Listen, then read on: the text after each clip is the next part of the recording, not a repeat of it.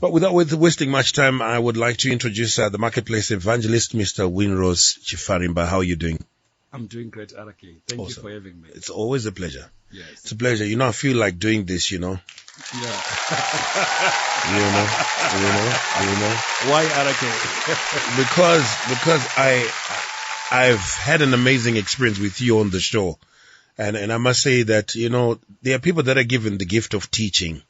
There are people that have the gift of making money, but they can't break it down to help other people. Okay. But you have that gift of helping, someone, understand what Zunofamba say. And I found your sessions very insightful, very eye-opening and very inspiring and very practical and very relatable and very, I can do this, man.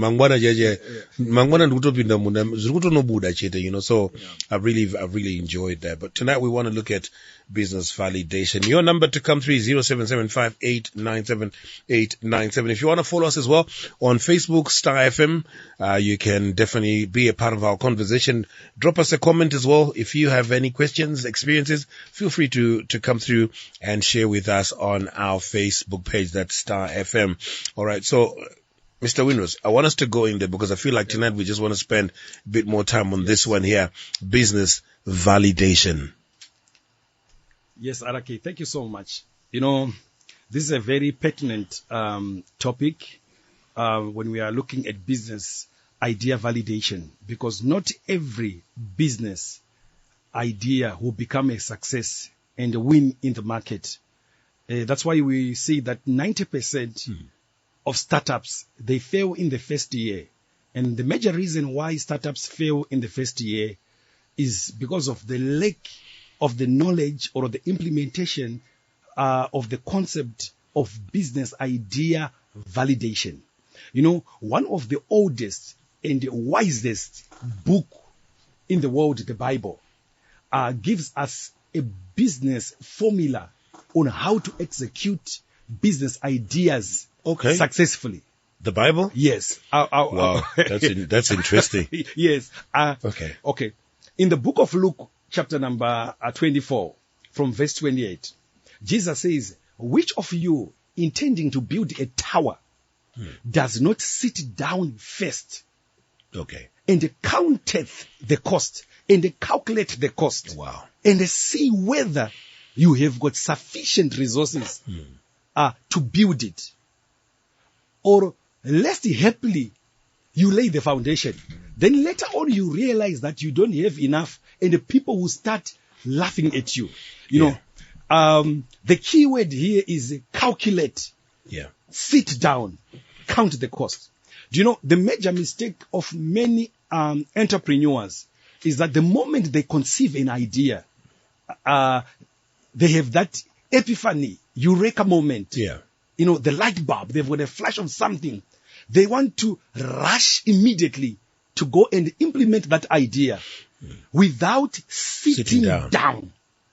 Remember we're talking about... That's why we miss it, Arake. So, then he says that, what king going to war with another king, having 10,000 soldiers, and is going to fight with a king with 20,000 soldiers, does not sit down first and consulteth to see whether he can defeat the one with the 20,000 with the 10,000, whilst he has got 10,000 soldiers. So here there are two words. Calculate, count the cost, consult. So we are saying these are business languages from these scriptures that are being that we are talking about. Building is somebody who has come with an idea, a wonderful idea of building a tower, a double story. And this one is a king. Was in ancient times, going to fight battles would make you more wealthier. As you conquer and plunder and you take resources, you'll be more wealthier. So we are seeing two people with great ideas to win a battle and to build a tower. But he's saying before you build the tower, sit down first. Before you engage in the battle, sit down and consult it. It's very important before you launch your idea. You have to sit down you have to break down the idea, rip it apart, see if there are any holes.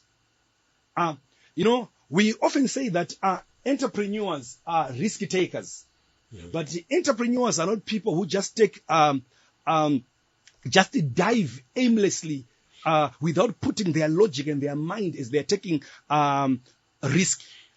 Entrepreneurs are people who take calculated risk. They take calculated risk. There are things that you are supposed to do before you launch your idea, whereby you mitigate your risk. You mitigate your risk. RK, our creator is a great genius. Our brain is created with the two hemispheres. We have got the right side of the brain, which is responsible for creative thinking, for imagination, daydreaming. This is the artistic side of the brain, the emotional side of the brain. When we come up with business ideas, it is from the right side of the brain. Okay.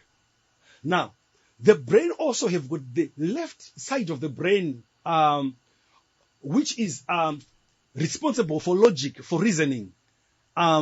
This is the scientific and the mathematical side of the brain, responsible for creative thinking. So our brains are designed in this way. They have got a creative side and a critical. It has got a creative side and a critical side. So when you come up with the idea, you are using the right side of the brain.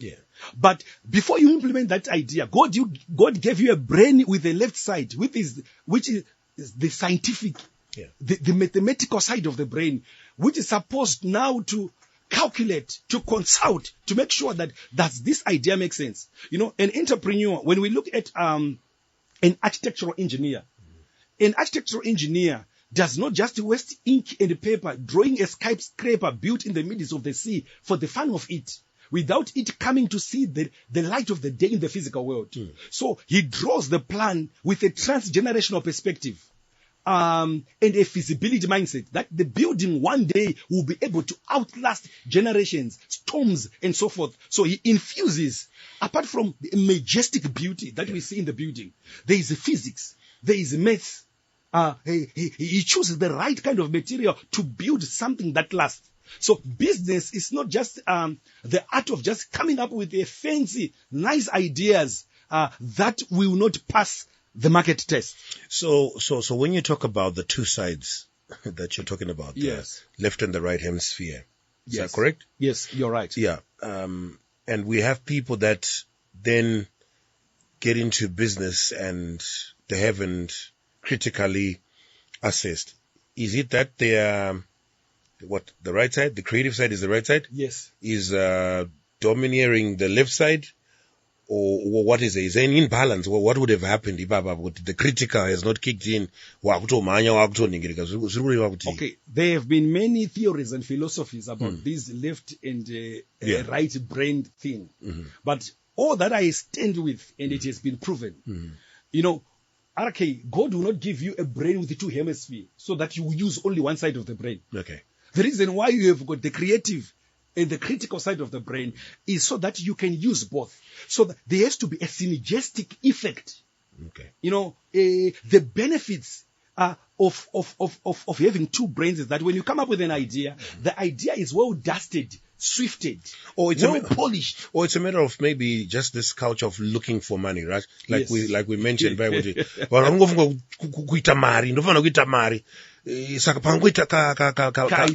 moment, Mariaita. Start to strike. So we are saying that creativity without critical judgment tends to be just fanciful, impractical, and a mere waste of resources and time.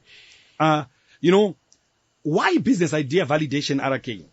It helps us to save time and money that would have invested in a non-viable business. Why is it important to sit down? Because it helps us to save time and money. I like what you say, and I'm going to interject it because I do a lot of music consultancy. Yes.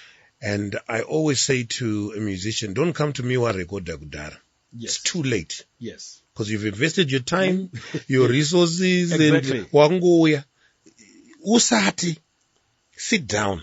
You see now. asesa kuti unaro here tarenda racho Garapasi. because unokwa kufamba uchiti chii vanhu vanoda kundini but Exactly. hauna kugara pasi haunoda kuteerera music yangu. Yes. So the validation process helps an entrepreneur Yeah. to have got early feedback so that they can improve their idea. Yeah. You know, there is a room to improve your idea before you launch it, and you increase your odds of success. You know, RK, lack of the knowledge of business idea validation has led many entrepreneurs to run in popular but not viable business ideas that results in huge losses. RK, tinoziziva isusu kuti vanhu vakawanda handitika vanongomhanya nemapopular ideas ari kutaurwa nevanhu havasina kubvira vambogarira pasi. Tinoziva what has been happening. Pakapinda zheti rezviuta. Munhu wese arake akatanga kumhanya nyika yese akati akuita zviuta. Bhozi vanhu vangonzwa kuti zviuta zviri kuitisa mari. Hapana akambogara pasi aka ascertain kuti is there a market, is there a demand, who are we going to supply zviuta? So everyone everywhere was doing zviuta. RK, where is zviuta iko zvinozvo? Zvakapera ka. Hakusisina. Anditika, it's not sustainable because hapana vanhu vakagara pasi vakamboongorora.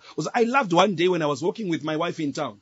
Tirikunzwa $4 for two zviuta, $4 for two zviuta. Anditika, zvakasvika pakuita $4 for two because the forces of demand and supply had kicked in. There was much product that was there in the market, pasina demand yacho. Hapana munhu akambofunga kugara pasi. Alright, kwakaitika mapotatoes emasaga akambofamba muZimbabwe. Unhu wese kuti toda mapotatoes emasaga.